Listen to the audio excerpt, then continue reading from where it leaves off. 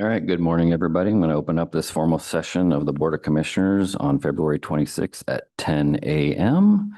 Commissioner King, you want to lead us in the pledge?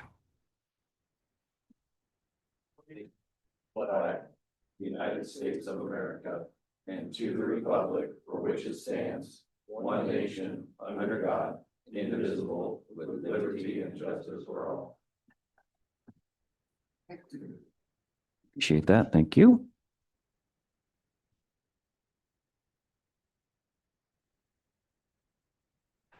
Calendar session is up next. Is there any changes from the commissioners? None. No. No? Okay. Public comment. So if there's anybody in the audience that would like to give public comment at this time, we're going to ask you to raise your hand. We are aware of 3 that I'm going to call on Commissioner Sterrett to call you up. And if you're online, raise your virtual hand. Commissioner Sterrett. Thank you, Chair. Yes, we do have a public comment, Chair. Oh. Come on up. Name and address, please. Hello, my name is John Linder. I'm at 836 Northwest Wintergreen Drive in McMinnville, Oregon. I am running for County Commissioner, position 1. I would ask this board to reconsider their removal of the transportation corridor from the transportation system plan, taking a section or any section out of the middle of this transportation corridor is like removing a piece of fiber optic cable in the middle that goes to your house. It makes that corridor worthless. It reduces the value of a public asset. You cannot take out a piece of this and have it be valuable.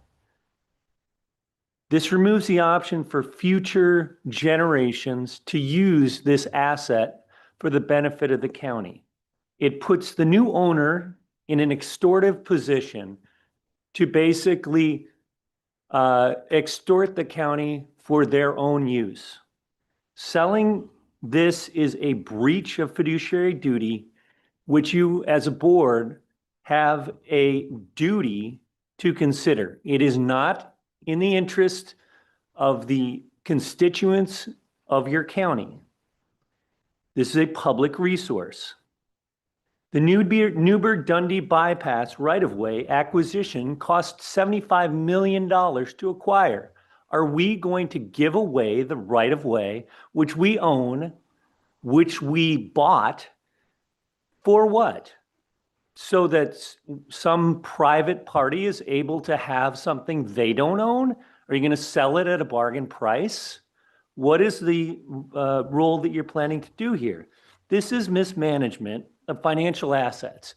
It is prioritizing private interests over that of the public and ignoring the will of the majority of working families. It's corrupt, and it signals to everyday residents that their long-term interests are secondary to the concerns of donors. Thank you. Thank you, Mr. Linder. Thank you. Thank you. Commissioner Sterrett. Yes, thank you, Chair. Since I became a commissioner 12 years ago, I've had the privilege of attending the what we call drug court, but it's the adult recovery court. And it started out with Judge Collins. And I was led to believe that this is one of the oldest drug courts in the country. And it's been amazing to watch some of the recovery that goes on in those rooms, to see the graduations, to see the blood, sweat, and tears of those who've gone through it. And I just wanted a little bit of an introduction, because oftentimes we don't realize all the wonderful programs that Yamhill County has, whether it's substance abuse, mental health, behavioral health, all of the things that come together. If you were to look on our website, you would see page after page of all of the different supports for mental health, behavioral health, substance abuse. And one of the most, I think the jewel in the crown is the Recovery Court. I also sit on the Adult Recovery Court Policy Committee, and able to hear Judge Wiles, who has become the judge since, I believe, 2022, to hear them talk about some of the policies and how they're going to make things more effective for those who really do want some help in this area. I also want to thank Michelle Tabor, the treatment court coordinator, who has been able to put all this together. But I wanted some real life stories of folks who have gone through the program, who have walked through the fire and graduated from the program. And we have with us Luke Johnson and Cody Richardson, just to share a couple of minutes about your experience, your strength, and the hope that you have for others who are coming behind you in recovery. So I guess you could look at this as your 12th step in sharing some of your information and how you got here and what you've been through. And if you want to just give us your name and your address, and you've got a mic there, so. My name is Luke Johnson. My address is 549 Southwest Fellow Street, apartment number 6. Hi, I'm Luke. I'm an addict. I found out about drug court through DHS, actually. I committed some offenses and was in jail. And previously, I was in recovery in 2021, and I had a DHS case. And DHS navigated me through recovery then, and then they found out that I had relapsed and I was in jail, so they came and talked to me. And I've heard about drug court, but I never knew what it was or what it all entailed. They came and explained it to me, and they said they were going to advocate for me to get into drug court because they believe that would be a good place for me. So they branched out to Iron Tribe and had Iron Tribe come out and talk to me, and they're the ones that advocated for me beyond DHS to get me into drug court. I then talked to Amy Hamilton, did an assessment, and got into drug court. I've had a lot of negative comments from a lot of people in the community about how hard drug court was and that it's impossible. And to be quite honest with you, this may seem kind of crazy, but it's really not hard. If you want a change in your life, it's easy. I mean, the structure is there for a reason. It's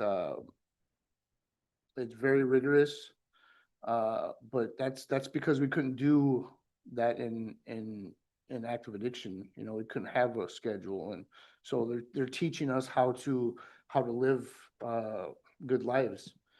There's a lot of classes that we do. I've learned a lot about myself. I did IOP in 2021, which is kind of the same classes. However, they're not as intimate as in drug court.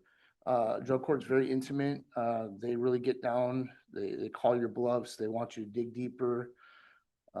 It's been an amazing experience. I'm in phase 4. I'm about to graduate April 6th. Yeah, I don't know. I can't say anything bad about drug court at all. It's been an amazing experience. Thank you. You know, the peer support and the guys, it's a really solid group, and I love it. Good supports. Thank you. Thank you for Fantastic. sharing Thank your you for that story. story. Thank you. My name is Cody Richardson. I live at 814 Southwest Cedarwood Avenue here in McMinnville. It's the Serenity House. It's one of the clean and sober houses here in the community. I'm one of the newest members in the drug court program. I've been in for about 3 months, and I have 4 months clean and sober today. I've already moved on to phase 2. I've gotten through the program with no hiccups so far. I was in a pretty bad spot. I couldn't stop using. I got a couple drug offenses and was looking at a pretty lengthy prison sentence. And with working with like Michelle and my attorney, Abraham Hansen, they were able to come up with a deal and give me a chance, like an opportunity to either change my life completely or go spend the next few years in prison. And I've taken advantage of that opportunity as much as I can, and gotten to clean and sober living. We do groups 5 times a week. It's a peer-driven program, so all the guys in our group are really tight. We hang out of group, and we hold each other accountable. I'd say that the two most important things about the program are the accountability and the peer support. And so, yeah, we do group 5 times a week. We see the judge every other Monday. And I'm a huge member of AA in the community that I also do. And, you know, now I have a great relationship with my son who goes to the high school here in town. Have a healthy relationship with my girlfriend. I'm the assistant manager of Serenity House.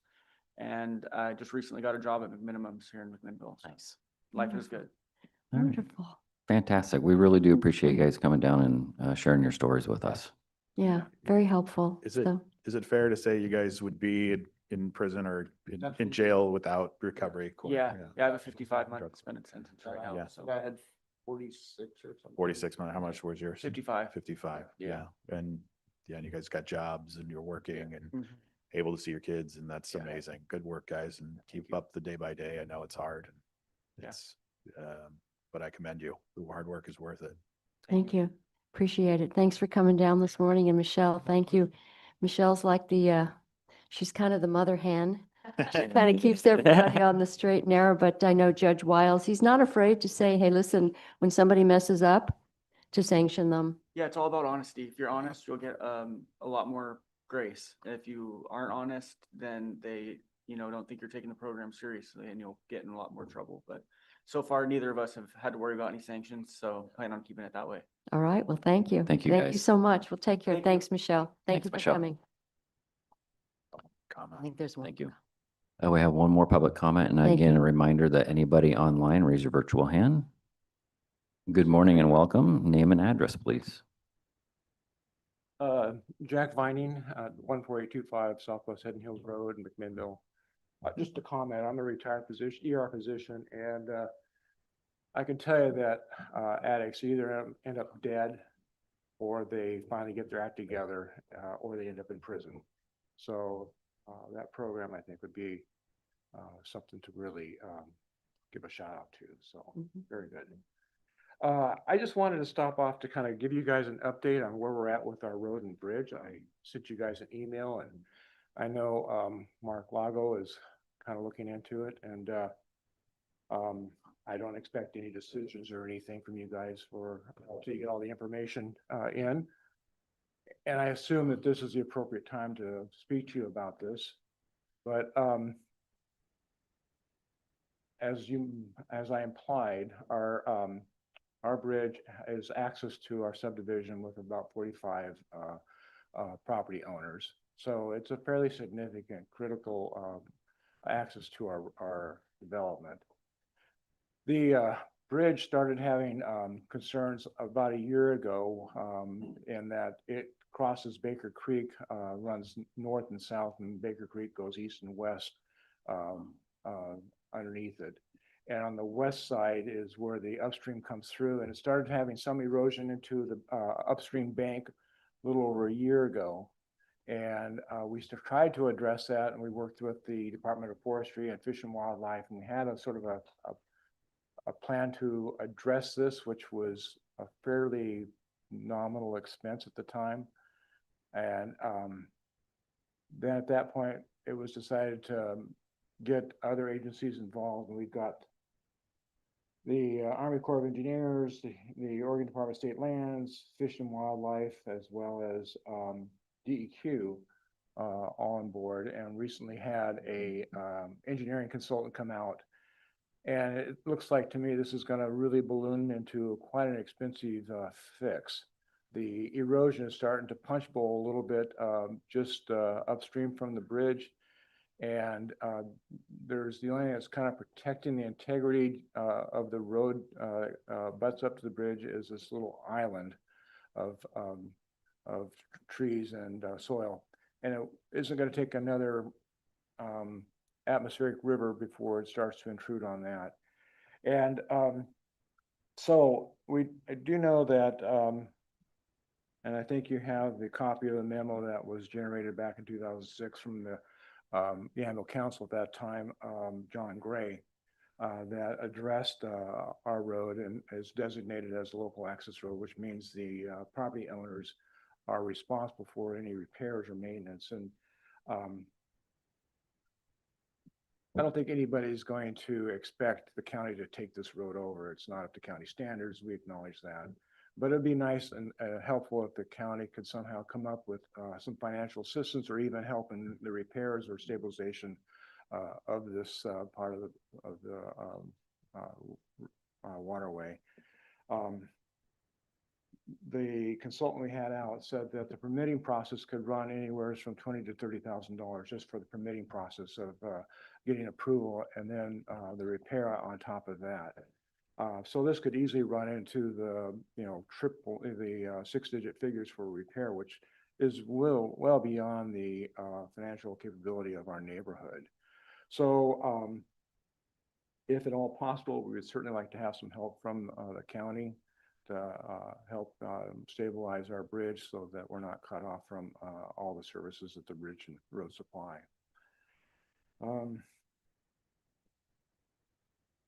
One thing that might help in considering this also is how you guys define owner maintenance for our road, which would help maybe kind of get more people in the community on board with sharing the financial responsibility of the repairs. That's the other thing that we have, is that we have a number of people who decide that they don't need to participate or be responsible for the repairs. They benefit from the road but don't want to share the burden. So that's basically what I wanted to bring to your attention today, and just kind of introduce myself, let you know what's going on in our neighborhood, and see what kind of help you guys may be able to offer us. So thank you. Appreciate it. Thank you. Thank you. I would just recommend keep working with Mark. He's fully well aware, and we've definitely all seen the emails. So Great. Thank you. thank you. Thank you. If there's any other public comment, raise your hand. Seeing none. All right, we're going to move on. E is department updates. There are none. F is work session. There's none. G is the consent agenda. Looks like we have some reappointments to RIAC and one reappointment to Budget Committee. I would make a motion of approval. Is there any further discussion? None. None. None. All those in favor signify by saying aye. Aye. Motion passes unanimously. Thank you. H is old business. There's none. I is other business. I1 is consideration of approval of amendment number 1 to agreement number 184790 between Yamhill County and the Oregon Health Authority, Board Order 25-038, reinstating health-related social needs, HRSN housing benefits retroactive to November 14th, 2025 through July 30th, 2026. Chair, I move approval. Motion's been made. Is there any further discussion? None. Okay. All those in favor signify by saying aye. Aye. Aye. Motion passes unanimously. Thank you. I2 is consideration of approval of Amendment A to the IGA with the Yamhill Soil and Water Conservation District Board Order 24-360 for the shared native and invasive plant specialist position, increasing the not to exceed amount from $50,000 to $53,000 effective March 1st, 2026. I would move approval of this. Is there any further discussion? None. All those in favor signify by saying aye. Aye. Aye. Motion passes unanimously. Thank you. Number 3 is the consideration of approval of an ordinance in the matter of amending the Yamhill County Transportation System Plan to remove the Yamhillis West Sider Trail Project, setting the effective date. And if we're all in agreement, that Caleb could read this by title only, Objections? the first reading. Okay, I will now read this ordinance by title only. In the matter of amending the Yamhill County Transportation System Plan to remove the Yamhillis West Sider Trail Project, setting the effective date. So our second reading will be 13 days. So that will be the March 12th. Okay. And we do have just a couple clerical errors on page 15 under goal statement. Roads is spelt wrong.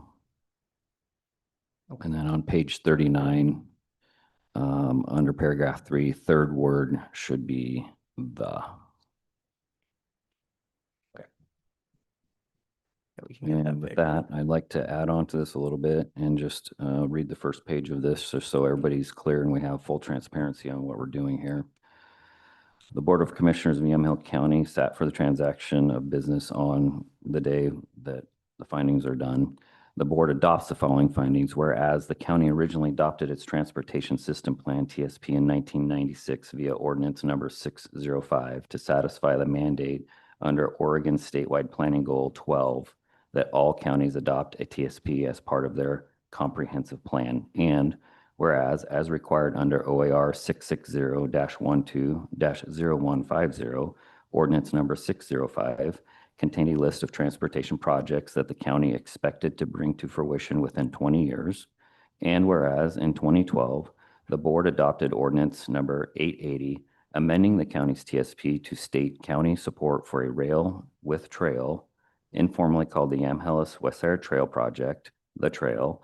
And whereas the county amended its TSP again in 2015 via ordinance number 895 and incorporated new and restructured transportation policies and goals, including an objective to support the development of the trail. And whereas the county amended its TSP again in 2018 via ordinance number 904 to further describe the county's efforts taken to construct the trail.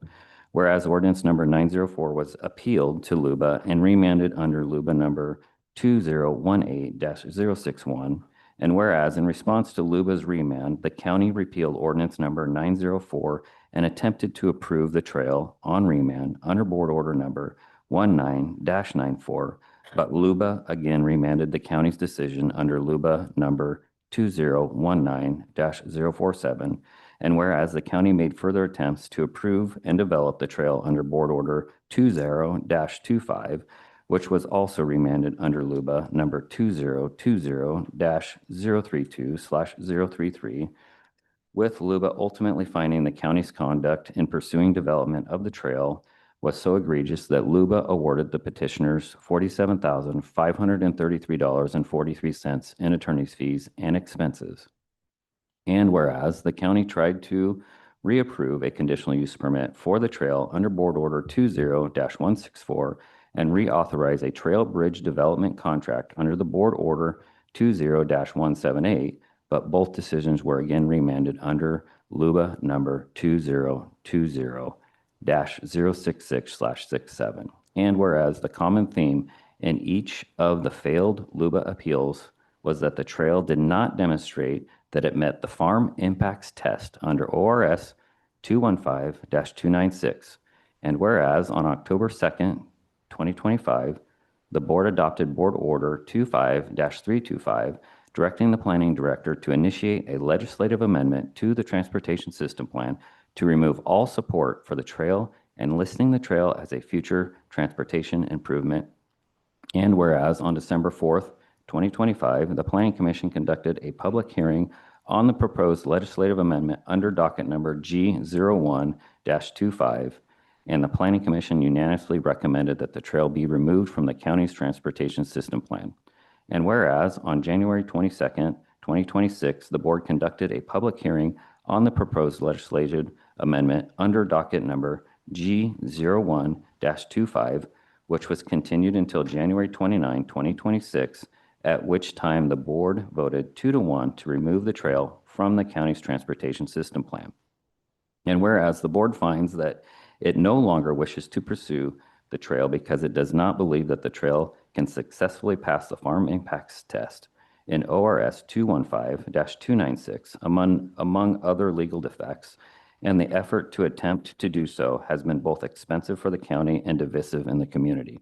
And whereas the board now wishes to appeal ordinance number 880 and remove the reference to the trail in the TSP, and now therefore, and then the board ordains from as follows. So just a little bit of heads up on where we're at with that, and I look forward to the next reading to this.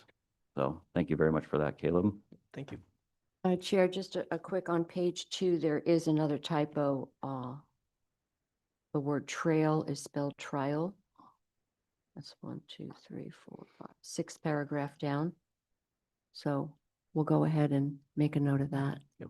But thank you for the the 14 years of retrospective of how the county has tried valiantly to make this happen, but it couldn't be done. So thank you for that. All right. And with that, we are going to move on to a public hearing. Ken, do you need me to open up this public hearing or is this? Yeah. Okay. Yeah, it's a mass gathering permit, Okay. it's a hearing. So we're going to open up this public hearing at 10:25 a.m. and it is J1 is consideration of a mass gathering permit application for the 2026 Wildwood Music Festival event on June 19th through the 21st of 2026.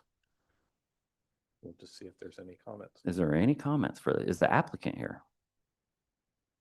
Okay, do you want to say anything? We like hearing about our boat races, so. I am Katie Vinson, and I'm not sure if I'm supposed to state my address. and It everything. doesn't hurt. Okay, 695 Southwest Pioneer in Willamina. We were able to, last year was our first year back after kind of a pause and disruption of location from COVID, and that was really a triumph in itself just to you know, bring it back again. But it was a lot of return attendees and things, and it was just a really wonderful time, even though it rained almost the entire event. So to have a good time, I mean, I felt like it was nice to get it out of the way. Just like, well, that's one fear and chalked off the list. So, but everything went really well. Everyone was peaceful and happy, and we are looking at where we sold 350 tickets last year. We're looking at increasing it by 50 just to kind of like see how that feels. But there seemed to be plenty of a space for everyone to gather, and it went really well. So. Okay, great. Yeah. Thank you very much. I'll go Yeah, back to you bet. Thank you. If there's anybody online, raise your virtual hand. All right. I close this public hearing now at 10:27. And so what would you like from us? We just need to give you. What's that? So, Oh, yeah. yeah, so if the board's ready to take action, you can move to approve and then we'll come back with the permit. Okay. We Um, have to talk about the fee. I don't know, was there a request? Remember that's for the boat. Right, I understand, but I don't know if there was a request for a fee waiver or anything like that. have you requested a fee waiver in the past? Not the entire fee, but I believe it was reduced to 250? Everything but 250. Can we double check on that and just make sure? I think it's everything but, was it 250? Yes. So waiving everything but the 250. Okay. If the board is okay with Is that it. your motion? I just want to make sure Yeah. that you want us to waive the fee. Okay, great. Yeah, Okay, well, I'd make a motion then for the gathering permit for the Wildwood Music Festival Event Center, approval of that with waiving the fees down to $250. You're welcome. Is there any further discussion? None. None. I'm None? excited for you guys. All right, all those in favor signify by saying aye. Aye. Motion passes unanimously. Thank you and congratulations. Yeah, thank you. With that, brings us to K, announcements. Commissioner King. Last week, I attended a briefing on the disaster declaration for the storm that we had this winter in Yamhill County. As part of that is requesting $200,000. That storm affected several counties, and the total request is just over $8 million, which is just above the minimum amount to request from the federal government. No action was taken. Place is more of an informational meeting. I spoke at the Lions annual conference this last weekend. Over 130 people were there in attendance of 30 plus clubs from our district. And here in Yamhill County, 7,000 kids have been served for vision screening, and 19% of those kids screened they've found some sort of abnormality on them. So really a great service that they provide to our schools and our kids. And I had shared a story that I know a kid that third grade, she didn't realize that she couldn't see that far. She didn't realize, and she couldn't read. And so because of these screenings, her parents were able to get her some classes, and almost immediately was able to start reading. So it was really, that service is really amazing that they do. Was asked by a constituent to join Mayor Bill Rossacker and Will in some early discussions about PCC in Newburgh. He's raised that 3 million, paid 3 million in taxes to PCC for up in Newburgh, and their attendance is very low. It's only about 152 registered students in that, and most of that is in English and second language. So that property is being very underutilized, and so some big concerns. And I reached out to Chemeketa just as a point of data, that how many students from Newburgh and Dundee are headed down to Chemeketa, and it's about 148, I think, is what they had said. And so very close numbers. And so I'm interested. Mayor Rossacker and I are getting a meeting with the governor's office as they've are kind of digging into some options for that. So I'm happy to keep you guys updated. Something that I think that should be remedied. Those numbers are too low for what we're paying for. Monthly meeting with the Jessica Beach, mostly just about budget issues, and then grant cycles and so on that are being changed, and how that's really affecting their world. Willamette Workforce Partnership yesterday had a hospitality discussion. John Olson and I are going to invite the hospitality industry to a conversation that really mimics what they've done in other industries, to talk about gaps and hurdles and just around workforce in all areas, whether that's restaurants and or even engineers in the hotels to maintain the property and the equipment that goes along with those, to wineries, to just the whole gambit of, if you touch hospitality, and how, and Chemeketa is stepping up to help with that, as far as trainings go and classes. So looking forward to that conversation very much. Commissioner Sterrett and I yesterday attended the swearing in of a couple of new officers. I love that. Just say it over and over again. I love the sheriff and his family, and how they reach out to the other families, and that's really a highlighted part of the ceremony. And making it a family affair. It's something that I really appreciate. Worked through some language with Brian on the CIP proposal that we're asking for to update the radio towers. And the last little bit, a little hometown shout out to Russ Thomas. This is his last day, who has been with the city of Newburgh and is now the retired public works director. And he's been with the city for 40 years, and his wife retired as the librarian a few years ago. So really super happy for him. He's a great guy. I think most of you guys have probably gotten to know him a little bit. No, we welcomed him on to RIAC last year, so yeah. it's gonna be a good place for him. It was a good place. I'm excited for him. So congratulations, Russ. I'm sure you're not listening, but well done. Thank you. Commissioner Sterrett? Thank you, Chair.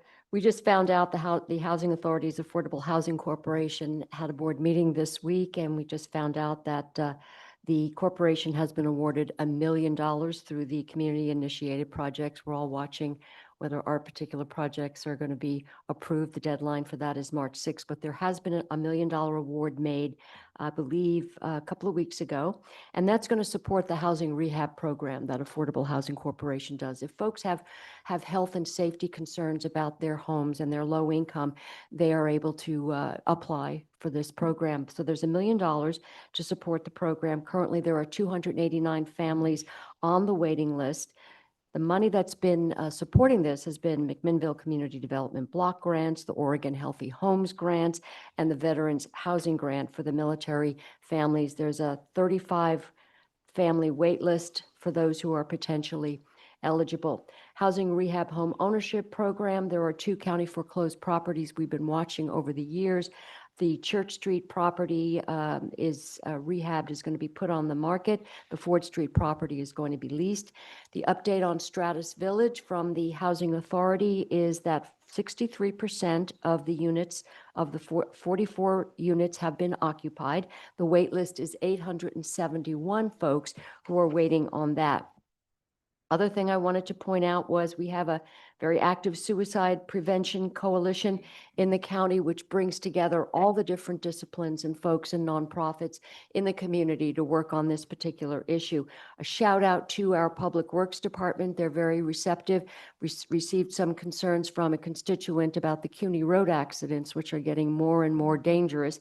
And Mark Blago has pointed out that they'd ordered some flashing speed signs that should be in place in the next few weeks. The McMinnville Hospital, Willamette Valley Medical Center has re-upped their Health Hub Saturdays. It's the 4th Saturday of every month. They talk about childbirth clinics and car seat clinics and birth center tours. So take a look at their website. It's a really good resource for folks in the community. We've had some, obviously, if you've been watching the news, you know that in particularly in Minnesota, it's been called out for the Somali fraud, which is basically nonprofits using government funds inappropriately to the tune of about $9 billion.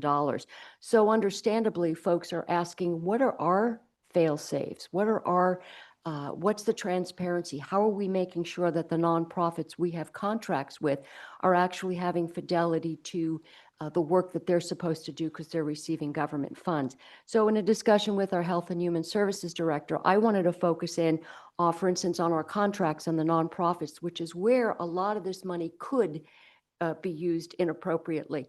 But there are really good fail-safes and backstops and reporting on these particular programs. So I wanted to just talk a little bit about that and say that we did have a discussion. We do have subcontracts with a variety of different nonprofits, and it looks like there are rules in place, not only with the state required reporting, but what we require. The other thing I wanted to just shout out to our county administrator, because all these ARPA grants and all these COVID grants require lots of reporting to Treasury, and it's an extremely onerous and tedious process, but we did receive federal grant compliance report that showed that everything has been done appropriately. So those federal awards for ARPA, it talks about how we received the grants, how we expended the grants, and how we spent it. So thank you to Ken Huffer for all that. It must have not been an easy few years to do that. So thank you.